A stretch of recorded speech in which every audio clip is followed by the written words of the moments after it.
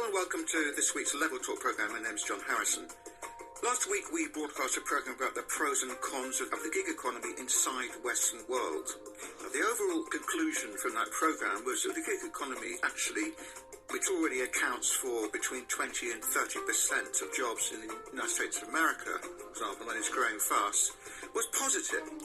Although some serious concerns were raised about the social implications of the switchover from being an employee with all associated rights to that of a sort of permanent freelancer with virtually no rights. Although it was recognised in the programme that the traditional working place as such is fading fast. But what about the non-Western world? In countries with underdeveloped economies, where there's probably a greater opportunity for exploitation, at the same time a greater opportunity for meaningful positive changes. To discuss these issues, I welcome to the programme Professor Helena Barnard, who is one of the authors of a recent report compiled by the Oxford Internet Institution called The Risks and Rewards of Online Gig Work at the Global Margins. Professor Helena Barnard is the Director of Research at the University of Pretoria's Gordon Institute of Business Science. I also welcome to the programme Jonathan Davis, an economist and wealth advisor based in London. Welcome both of you to the programme. Hello, John. Hello. Okay, now let me just ask you please a sort of initial question. Firstly, in which developing countries is gig work most prevalent and growing the fastest, and why these countries? May I ask you, Professor Barnard, to start? Gig work is, by its very nature, quite distributed. So when we did the study, we found respondents from all over the world. We did find that certain countries seem to have a greater presence. For example, the Philippines. In Nigeria, there's actually a ministry trying to encourage it, so it's not surprising that it's more prevalent there than in some other countries. But I think one of the characteristics of online gig work is precisely that it is quite widely distributed. Okay, that in itself is interesting. So what sort of forms of online platforms are we talking about?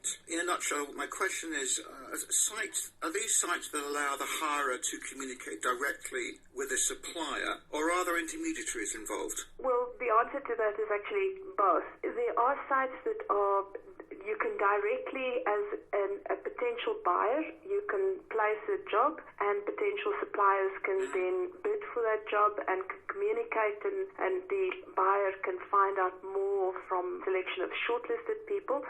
There are also places where the price at which a job can be done is fixed. So if you want to buy there, you know that I'm going to go to the site and I'm going to buy at a set price. And the reverse is true, so that the person who is both the provider and the buyer can set a price and can actually initiate that conversation. Most of these are not moderated.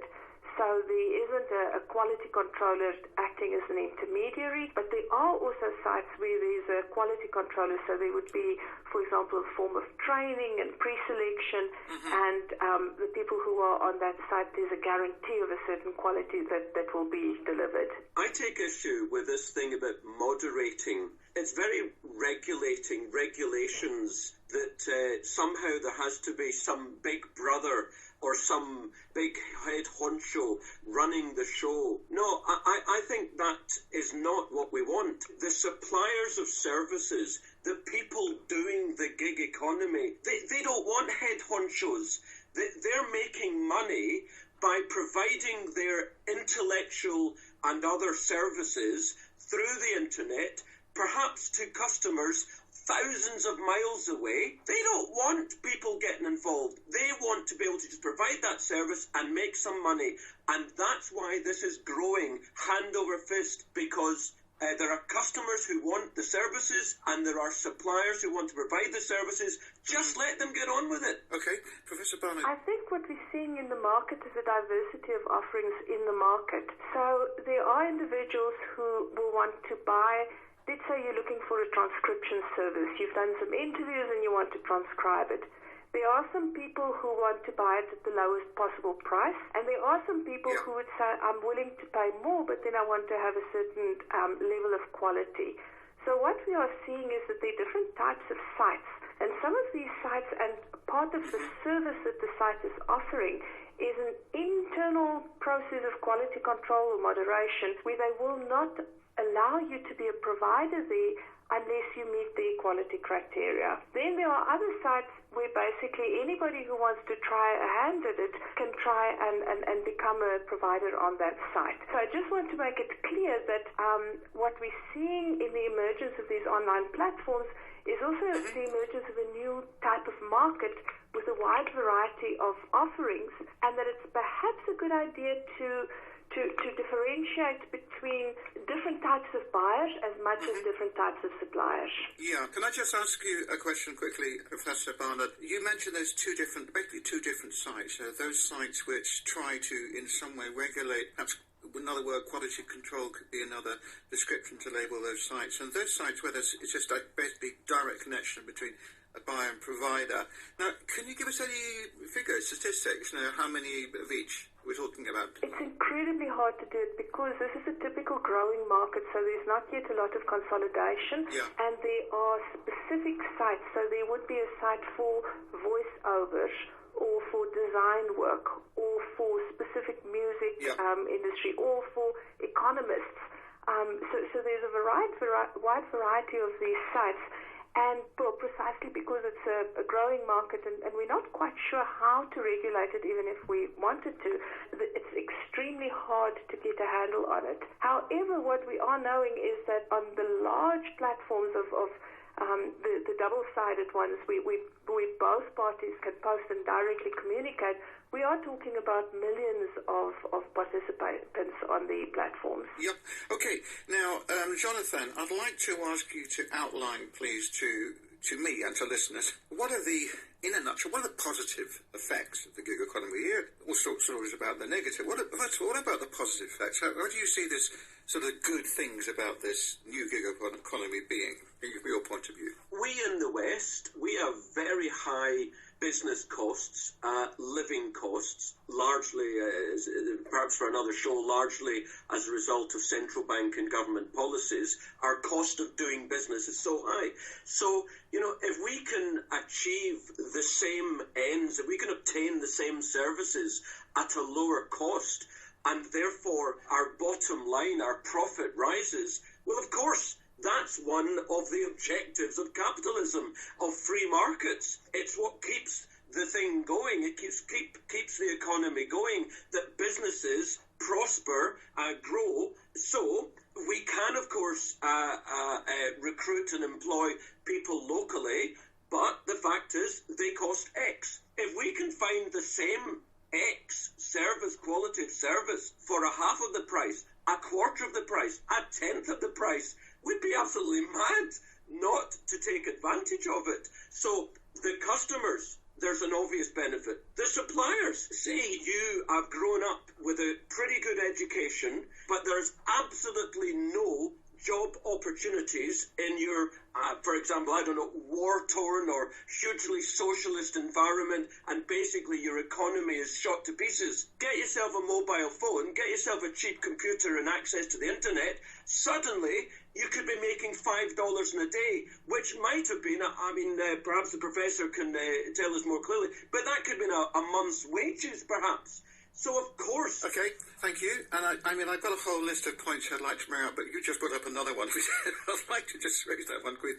If that is the situation and we're in a sort of race to the bottom as far as pay goes, wages, my question would be, as a sort of sociologist, I suppose, would pay for the education that one would need to be able to fulfill these jobs? I think it's unlikely. A totally desolate economy will not support gig work. There needs to be a basic level of skills. There needs to be English language skills and literacy. Yeah. There needs to be internet connection, and good enough internet connection to meet the quality requirements of a customer abroad. So we do not see that the people who take advantage of it are the really poor people. They tend to be quite well educated, and we did a survey. Right. So we're not talking about Mozambique. We're talking more about Thailand, the Philippines, places like that. Is that sort of what you mean? Exactly. If they're Mozambicans, they tend to be the elite in Mozambique, yeah. and they are. If you're a highly skilled person in a scarce skilled country, you tend to have good options locally. So we're talking about middle-income countries that are producing people who have finished high school, very often have gotten some form of a tertiary education, but are not being absorbed by the local labour market for various reasons. So at the moment what we see is that the education systems of those countries are somewhat functioning. They're not utterly dysfunctional. So most people will have gone and they will have received a not quite adequate government secondary education, and then perhaps a tertiary education at a private institution, something like that. Yeah. And there is definitely what we observe. So the term that's often used is virtual migration. So instead of having people physically living in the UK or wherever and having to pay expenses in the UK, they could earn in the UK, but they have the same living costs. Some part of that is happening, but there are lots of, of course, reality is more complex than you just tap into the opportunities abroad. And there is a bit of a race to the bottom. And it comes from two places. The first place is it is extremely hard to overestimate the overabundance of suppliers there. The competition for a single job, many of the respondents to whom we spoke said it almost feels like a lottery whether or not you get the job. By the time somebody needs some data entry done, so it's not complex work, it needs some sort of attention to detail, there may be 500-600 people applying for the same job. So there are more suppliers, and there are, of course, more suppliers the lower the skills level of the job. As the jobs become more complex, the supplier base also shrinks. Well, shrink. Okay. Just very quickly, I'd like to bring Jonathan in here.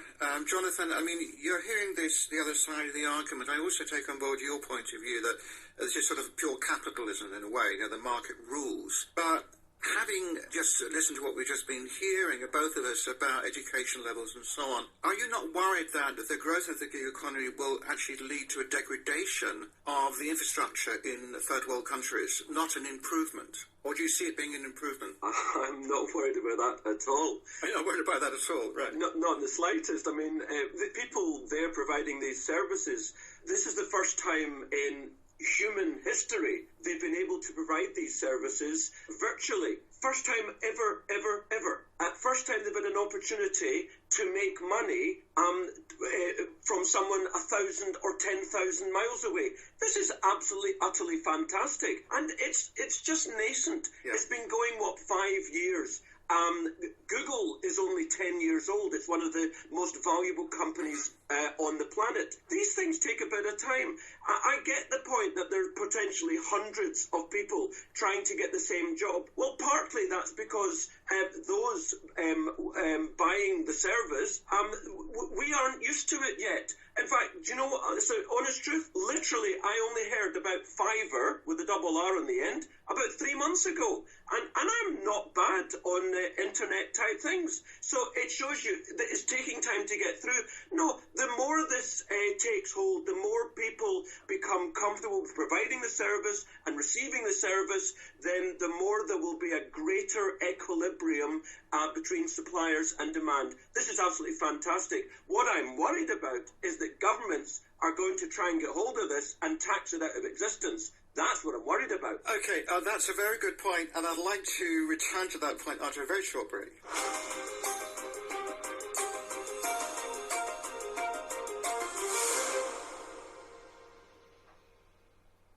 Capitalism is going through a spasm caused by its own generation of technologies that undermine itself. How can you, with a straight face, make the argument that more guns will make us safer? We need to build a wall, and it has to be built quickly. Welcome back to Level Talk programme. Today I'm talking to Professor Helena Barnard, Director of Research at the University of Victoria's Gordon Institute of Business Science, and Jonathan Davis, an economist and wealth advisor based in London, about the international aspects of the gig economy. Welcome back, everybody. You just touched on a very important point there, Jonathan. I mean, you say that you're worried about governments coming in and taxes this out of existence. Now, On the other hand, I'd like to ask you, Professor Barnard, do you think that this economy can develop in the way that it's developing forever without any kind of regulation at all, without any kind of guidelines being set up? Or do you agree with Jonathan, who is saying that just leave it to the market and the market will regulate itself? We know from the history of innovation that what happens with innovations is that when they first introduce the huge promise and we do not understand the dark side of the innovation, and then there tends to be some overreach. It happened, the 1929 stock market, the Great Depression, was the dark side of discovering the very real benefit of having shares in a company rather than just rich people owning shares. So there are hundreds of examples. And I'm quite sure that we find it extremely hard to understand in what ways this can do damage, and we will regulate it once that damage has happened. That's just the history of innovation that we know from the history of innovation. We can try and anticipate what are some of the things that may go wrong. So the one thing that can go wrong is these opportunities at doing low-skilled work in developing countries and paying much less for it. What is it doing in the home country, in the wealthier home countries? So who are, previously, if you were not university material, there were good jobs out there and people could do good jobs and people could raise families. I'm based in South Africa, and this is a country where the social fabric has torn, and we live with the consequences of people who feel that society has abandoned them. So the one dark side of it is actually a dark side in the UK or the US or wherever, where these jobs are being shifted all over the world to people who are willing to pay less, and people who are insiders in the economy are doing better. But as a society, we need to figure out what are our responsibilities to potentially vulnerable people inside our society. Okay, Professor Barnard, I think, we understand your point, and I think it's very valid. But on the other hand, I'd like to sort of back Jonathan here. Produce the argument that actually we've kind of gone overboard perhaps in the other way. Our services cost too much. Our education costs too much. We're almost sort of, education is feeding on education and education is feeding on more education. And we're sort of losing touch with the real marketplace and the real supply and demand situation. And perhaps this introduction of a vast, almost unlimited pool of talent out there is a good thing for our own system as well as a bad thing. It may be. And the point is that right. This is why it's so hard to anticipate the consequences. It could, on the one hand, be really a wake-up call for action, or it could entrench attitudes, and it could introduce a kind of an inertia. So that's the one concern, and it's something that we need to be mindful of as this unfolds. What is the kind of regulation that we would like to see that will allow us to reap the economic benefit of this without causing more damage than good? We want this, in the end, to bring more good than bad. Okay, just very brief, because I'd like to ask Jonathan to rebut, if you like, what you've just been saying. Professor, do you know many people in the gig economy personally who have improved their financial situation because they've been able to provide services to people hundreds, thousands, tens of thousands of miles away? Individuals who are working in the UK, in South Africa, or in Lesotho, because there are individuals at all three of those tiers of income. And did they need regulation? Did they need government? It doesn't matter. Okay, well, can we just focus, please, on the third world? Let's take a worker in the Philippines, Professor Barnard, So the ones I know are either in South Africa, which is a middle-income country, or they're in one of the poorer neighbours of South Africa. And there is most definitely a sense of arbitrage. The most valuable opportunities still are the opportunities where you are in some way directly tied. So we spoke about a woman who does a lot of court transcription, because if you want to do court transcription, you have to be physically present before you can do the transcription. She said it protects her in some way from the global competition. So she appreciated the opportunity of being protected from global competition, and in the South African case, it was possible to get more money if you could somehow be tied to the South African economy rather than competing on the open market. If you went to the lower income countries, the balance started to shift, and people were prepared to compete with Filipinos, for example.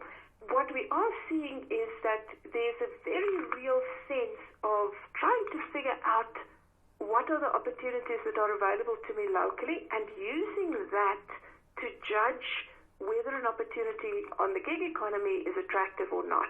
Exactly. That's my point, Professor. That's my point. Everyone providing these services are like little businesses. And, as they get into it, as they learn, as they grow and experience the provision of the service, they'll create their own employment securities. They'll learn about marketing, about selling, about business development. They'll learn about what's the best way of taking their service to the market. Just let them get on with it. They will make money that way. If they're any good, they'll make a lot of money. If they're not any good, well, they better not be in this business. They better go and do something else. Okay, I think we've had both sides of that argument. Thank you very much. And listeners, I think can I feel like a judge here.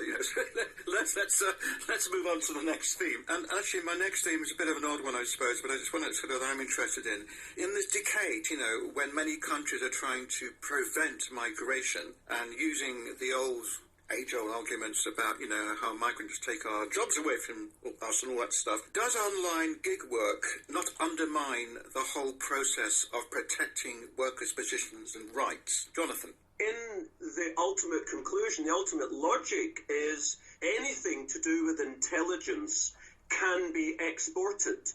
Clearly, we exported from the West a lot of our manufacturing jobs. We've been exporting for years, many years, things like accountancy jobs. So yes, anything to do with a mind and a computer can be exported. But I go with the big picture that throughout history, wherever we've tried to receive a service or a good, cheaper and better quality, we've always migrated there, and that ultimately has helped society.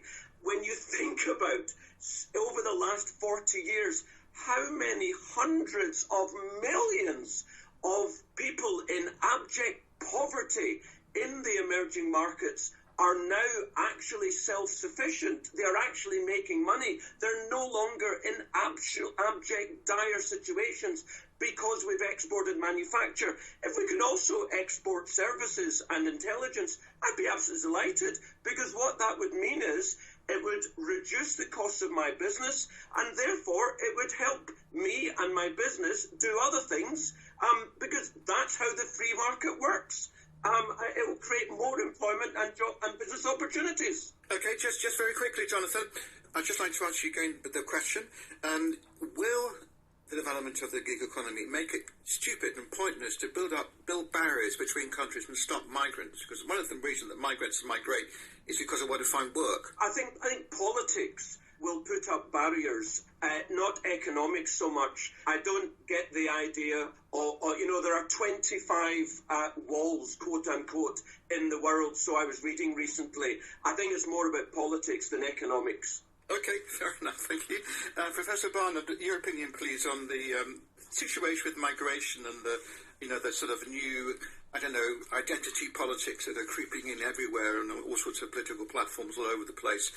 And relating that to what's happening in the gig economy, please. So migration happens for many reasons. There's economic migration, and then there's migration that happens because people are scared of being victims of crime or of political persecution. Yeah. I'm not sure what the effect will be on economic migration.